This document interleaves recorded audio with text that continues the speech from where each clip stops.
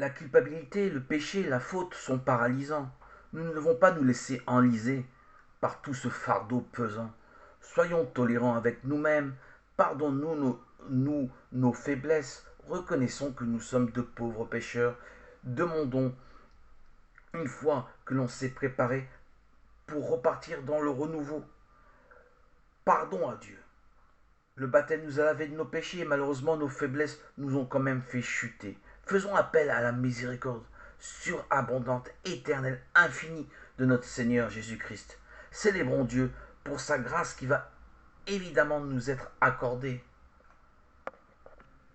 Le doute ne nous est pas permis. Nous retrouvons la fraîcheur du baptême, du pardon de Jésus. C'est sûr, notre engagement à ne plus fauter doit être une certitude dans nos cœurs. Jésus scrute les cœurs. Il voit bien que nous ne désirons plus rester devant la porte de la mort. Il va nous faire vivre le renouveau que nous avions étouffé par nos péchés. Jésus va de nouveau nous revitaliser, nous revivifier. Nous comprendrons aisément dans notre chair son pardon, la réconciliation à laquelle Dieu adhère. Il nous ouvre de nouveau les portes de son royaume,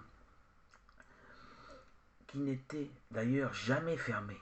Nous en sommes tout simplement détournés de nos aspirations au divin et nous sommes laissés corrompre par le péché. Nous sommes laissés corrompre par nos péchés par l'habitude, en se persuadant jour après jour qu'il n'y avait aucune gravité.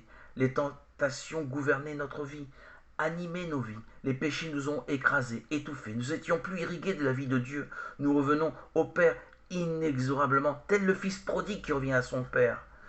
Invoquons l'Esprit Saint de nous éloigner du sexe, du désir de pouvoir, de l'amour de l'argent et autres perversions que j'ai peut-être oubliées. Dieu, Esprit Saint, relève-nous.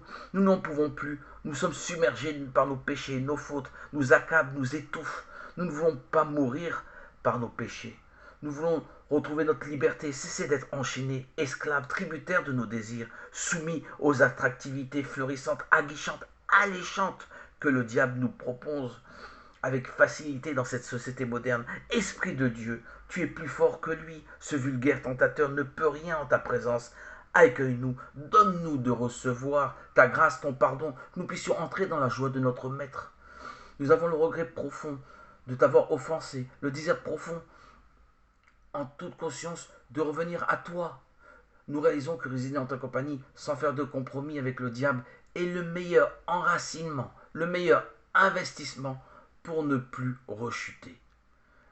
T'appartenir dans tout notre être entièrement, pleinement, c'est retourner à la joie que nous avions ressentie à notre baptême, où nous t'avons confirmé notre foi en ton nom, Jésus, par un oui entier, ni hésitant, ni fébrile. C'est simple de demander pardon, c'est le signe de notre regret et le désir de rejeter le péché. Cet acte franc va se solder inévitablement si nous sommes tournés vers Dieu en toute sincérité par ton pardon. La miséricorde surabondante de Dieu va s'exercer dans toute sa plénitude. La grâce de Dieu va nous inonder, nous envahir. Dieu, tu es tellement bon. Tel le Fils prodigue qui revient à son Père. Dieu, tu ouvriras les bras pour ce pauvre pécheur, pour l'accueillir.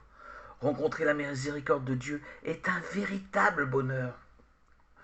Nous cessons enfin de nous accuser, de nous culpabiliser, de pleurnicher, de nous plaindre. Nous ressentons enfin la joie profonde d'être sauvés. Nous avons désiré le pardon. Tu nous l'as offert dans ta grande miséricorde, dans ta grande bonté.